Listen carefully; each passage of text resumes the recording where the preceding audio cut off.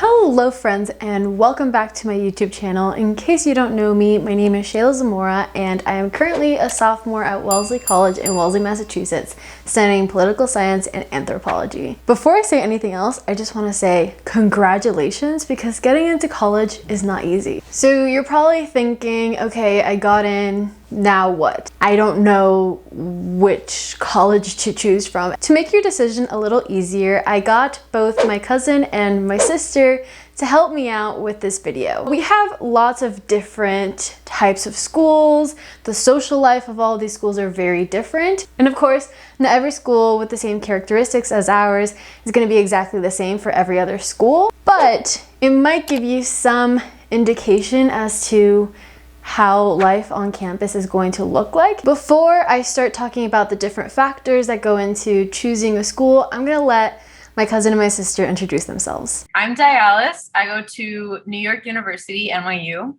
and I'm currently majoring in politics with minors in French and peace and conflict studies. Hello, I'm Kiarat and I'm majoring in architecture and Italian and 3 minors in residential construction, medieval studies, and architectural history from the Penn State University. So for this next portion of the video, I'm basically going to list out different factors that would probably go into your decision making for choosing a school. We're first going to start with the geographic location. Wellesley is in the middle of nowhere. It is a suburb in the town of Wellesley, and it is 30 minutes from Boston. So I do have the option of going to Boston. As for my sister and my cousin, this is what they had to say about it. Well, my school, obviously it's in the name, New York University. It's in New York, specifically in the city of New York. We're located in Greenwich Village, so Lower Manhattan. We are literally one with the city. The city is literally our campus. So our idea of campus is Washington Square Park, which I'm sure you've seen in a lot of films. For me, we're literally in the middle of Pennsylvania. We're in a small town called State College. We have our own zip code. It's a more rural university. And it's really nice. We get our own space. So now let's talk about academic quality of these schools. NYU is ranked nationally in a whole bunch of different reports. I'm sure you've seen US News World Report or something like that. I don't know. I'm not an ambassador, so I don't know the specifics. But the problem with NYU is that because it is such a large university, your classes are bound to be very large, specifically or especially if they are introductory classes. So if you're a pre-med major, for example, which I am not, thank God, a lot of your intro to chem or biology classes are going to be filled with hundreds of kids, which makes it difficult in terms of finding a connection with other people as well as finding a connection with your professor. You could literally study whatever you want at NYU. You can apply for Gallatin, for example, and create your own major. So the amount of flexibility that you have at NYU is very wide. Same here. I'm not quite sure what's the specific rank for architecture in Penn State, but I know that we are one of the top universities for both architecture and a bunch of other colleges like agriculture. So I'm not quite sure what's the rank for Penn State in architecture, but I know that it's around the top 20, maybe top 30 in the nation. I applied to Penn State because of this reason, but also I know that it's a really top tier university in other colleges like the College of Agriculture or Food Sciences. And this is mainly because of the origins of the university. It was an agricultural college. But besides that, as Dayalis mentioned, we have a ton of flexibility when it comes to choosing a major. So we have this program that is undecided. And basically for 1 to 2 years, they choose general education courses and kind of choose a field they want to work in, but they are not sure. So maybe someone is interested in engineering, but they are not sure if they want to choose mechanical engineering or electrical engineering or computer science. So they can go into this college as undecided, take the major requirements, But if they want to drop out and go to anthropology, they could do so. These colleges obviously differ. I'm pretty sure it's like number 3 liberal arts college or number 2, and it's either number 1 or 2 for historically women's colleges. I think it's ranked number 1 for most happy freshmen. As for class style and availability of classes, unlike Kiarat and Dayalis, Wellesley is a little bit more limited. It is a small school, so obviously there aren't that many majors compared to other schools. However, I will say that because Wellesley is a small school, it is very interdisciplinary in nature. They really do hone in on interdisciplinary and making sure that you're a very holistic student and not just a STEM-centered student, a social science student, or a humanities student, which I really like. Another thing about Wellesley is that because it is small, there are a lot of research opportunities that are for undergraduate students. And Wellesley also pays for a lot of opportunities. As a Wellesley student, you could take classes at MIT. You could even take classes at Babson, at Olin. So you do have different options. Now, a huge factor for schools is cost.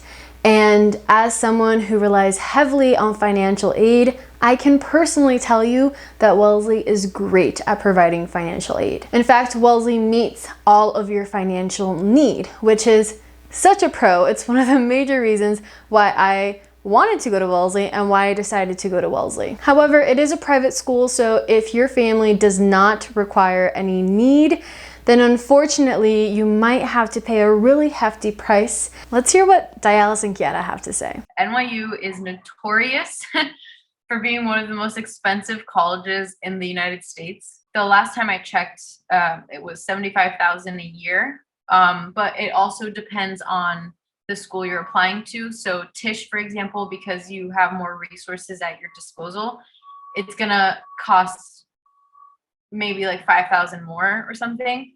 The same thing with the Stern Business School. There are a lot of opportunities to receive scholarships. I personally am here on a merit basis. So the possibility of receiving scholarships and financial aid based on need-based assistance is there. But I wouldn't exactly lean on that. I think apply to NYU, see how much your financial aid package is, but also come into the school knowing that that financial aid package could change at any point in your 4 years. So cost, I would really pay a lot of attention to and really factor that into your decision. For me, it's really different for in-state and out-of-state. So I'm an international student.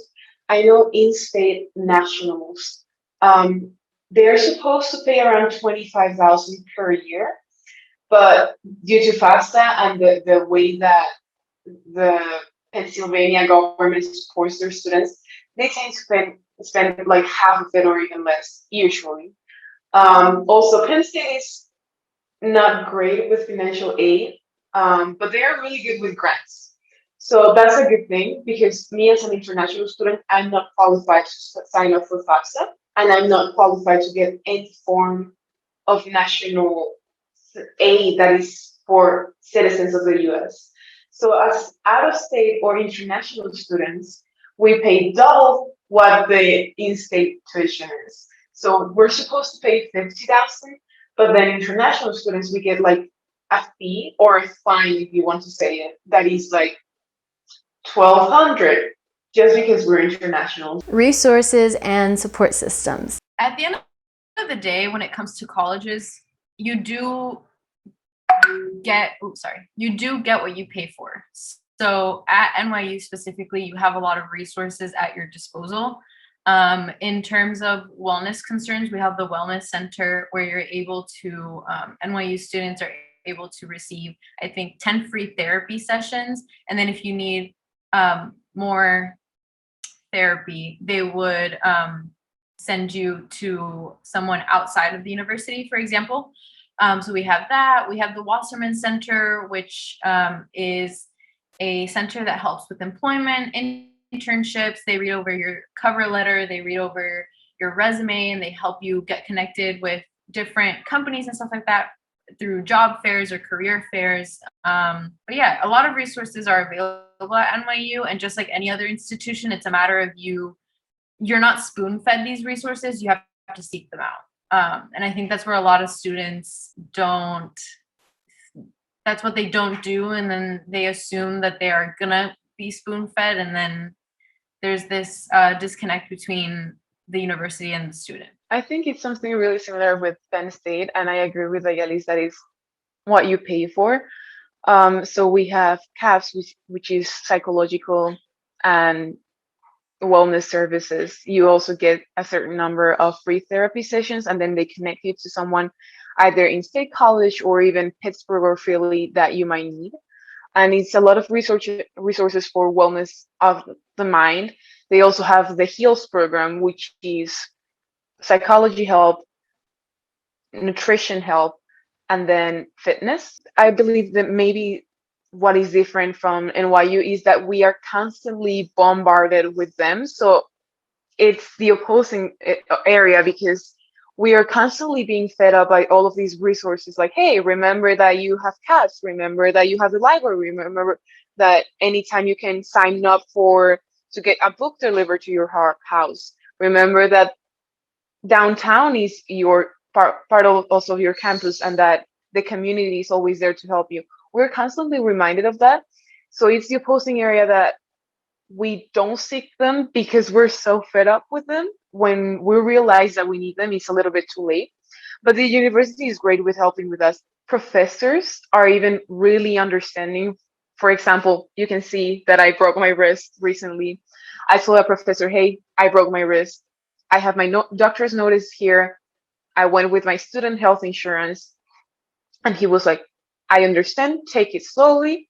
I want you to fully recover. We will figure something out. Yes, Wellesley does have a ton of resources and support systems. Like I said before, with the research programs, we do offer lots of research programs and lots of research opportunities. As for mental health, health in general, physical education, as for religion, basically anything of that sort, Wellesley has such a strong support system. I'm pretty sure my first year at Wellesley, I had like 4 or 5 different advisors, not even including my major advisors. Like Dayalis said though, Wellesley does require that you actually search for these opportunities. They are readily available.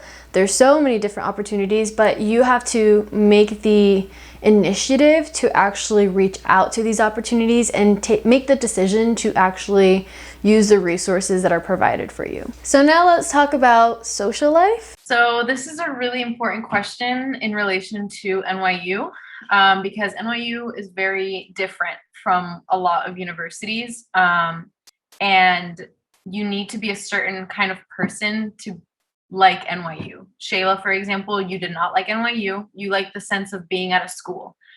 NYU is very much, you are an independent person in charge of your own decisions. You are living in the city. If something happens to you, obviously you have resources and you have support from the school, but you are one with the city. You are an independent young adult. With that being said, it becomes difficult to find community here, and within the age of COVID especially, it's been an issue. But I mean, there's a lot of clubs. There's an annual club fair. Sports, we're not the best at sports. We don't have D1 athletes like Penn State does. But there are a lot of sports teams, and if not for, you wanting to become a professional NCAA athlete, it's still a form of communication and finding community with people who are like-minded and have like interests and blah, blah. Yeah, I think there is a contrast because in Penn State, the sense of community is there. So we're super big on clubs, fraternities, sports. When you belong to a group, you belong to a group, and that group will support you. So Penn State is always like super proud that we have the largest student network in the entire states, alive students, alumni that will support you. You are walking throughout the streets of Rome, of Prague, of Hong Kong, and you can see people wearing gear from Penn State, and you will shout at them, "We are," and they will reply to you, "Penn State." It's a really big brand thing. It almost feels like propaganda. But yeah, we're super big on sports. I believe it's our strong suit. Really big on Greek life and really big on clubs. So we have, I believe, more than 1,000 clubs. So you will always find that little group from the Disney club, scuba diving club, to Alpha Rho Chi fraternity, which is the architecture fraternity. You will find somewhere that you belong, and you will find this sense of family, which is great because you have the large family of Penn State that everyone is super proud of being part of the university, but you also get your little families and then your group of roommates or group of friends within the architecture, your major. And that's a great thing because you always feel like, besides all of the resources that the university offers, you have a little sense of being and that you are not alone. Wellesley is very different to Kiarat and Dayalis's social life experience. I will say a large part of Wellesley's social life does have to do with Boston. So kind of like how Dayalis said that the city is basically their playground and that's their social life. Boston is kind of the same way for us. We do go to parties in Boston. We do go to museums in Boston. We do go out to eat in Boston. Here at Wellesley, everything's crazy expensive. And again, we do live in a suburban community, which means that there's not a lot around here. Unlike Kiarat, which they do have a huge sports culture, Wellesley has a very non-existent sports culture. I think the biggest social life aspect is clubs, extracurriculars, college government, and I will say that Wellesley is very politically active. So I asked Kiarat and Dayalis what their main decision was to go to Penn State and New York University. This is what they said.